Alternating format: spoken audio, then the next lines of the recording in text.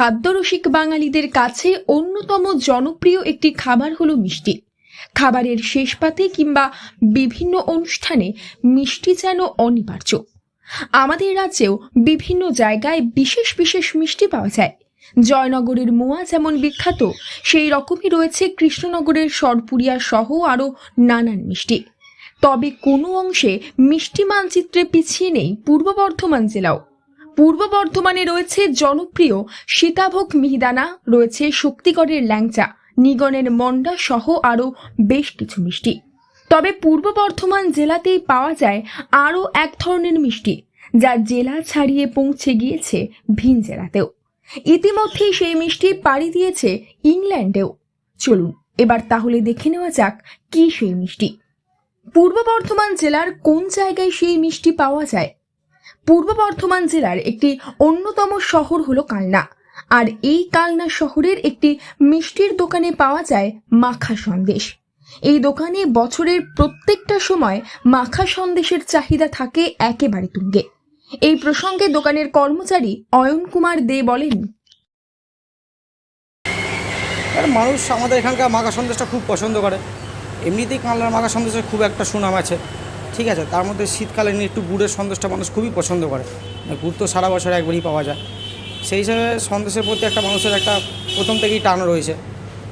তো এবার অনেকে বিভিন্ন রকম কাস্টমার আছে, বাইরে বাইরে থাকে, তারাও এখান থেকে পার্সেল করে নিয়ে চলে যায়, ঠিক আছে। এবার সবাই তো সব রকম অ্যাড্রেস তো আমাদের জানায় না, ঠিক আছে। এই যে রিসেন্ট একটা সন্দেশ এখানে প্যাকিং হয়ে রয়েছে, এটা বোম্বে যাবে, ঠিক আছে। এরকমই বিভিন্ন আসে, অনেক কাস্টমার এসে বিভিন্ন জায়গায় নিয়ে যায় সন্দেশ।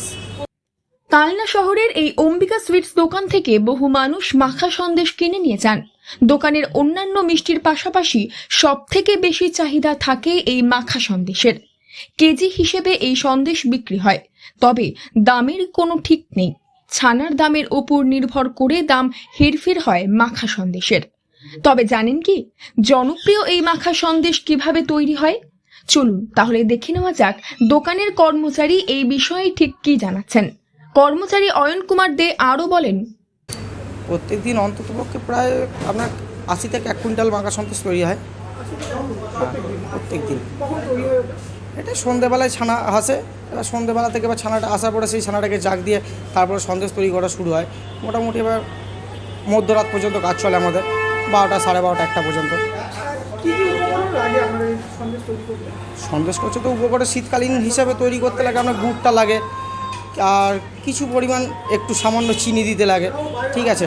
ছানা তো লাগেই, আর এর বাইরে সন্দেশের মধ্যে আর কিছু দেওয়া যায় না। তাহলে সেই অন্য কিছু মেশালে অনেক কিছু মেশানো যায়, অনেকেও করে, কিন্তু সন্দেশের যে প্রপার একটা যে টেস্ট, সেই টেস্টটা পাওয়া যায় না। একদম খাঁটি সন্দেশ।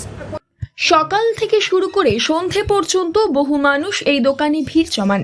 কেউ দোকানেই চেখে দেখেন, কেউ বা বাড়ি নিয়ে যান। এক ক্রেতা এই মাখা সন্দেশ প্রসঙ্গে জানান, এই মিষ্টির দোকানের মাখার সন্দেশ কেমন লাগে আপনার? আমাদের কালনার এই মাখা সন্দেশটা খুবই বিখ্যাত, যেটা আর কোথাও আপনি পাবেন না। তো সন্দেশ একবার যেই খাবে সে কালনার সন্দেশের প্রেমে পড়ে যাবে। মানে খেতে খুবই অসাধারণ, একবার খেয়ে দেখুন, আপনাকে বারবার খেতে হবে, এটা মানে কথা। প্রায় 50 বছর ধরে আজও ভালো মানের মাখা সন্দেশ পাওয়া যায় পূর্ব বর্ধমানের কালনার এই মিষ্টির দোকানে। ভালো মানের মাখা সন্দেশ এখন জনপ্রিয় সকলের কাছে। দূর দূরান্ত থেকে আজও এই মিষ্টির স্বাদ নিতে ছুটে আসেন বহু মানুষ। পূর্ব বর্ধমান থেকে বনোয়ারিলাল চৌধুরীর রিপোর্ট, লোকাল 18 বাংলা।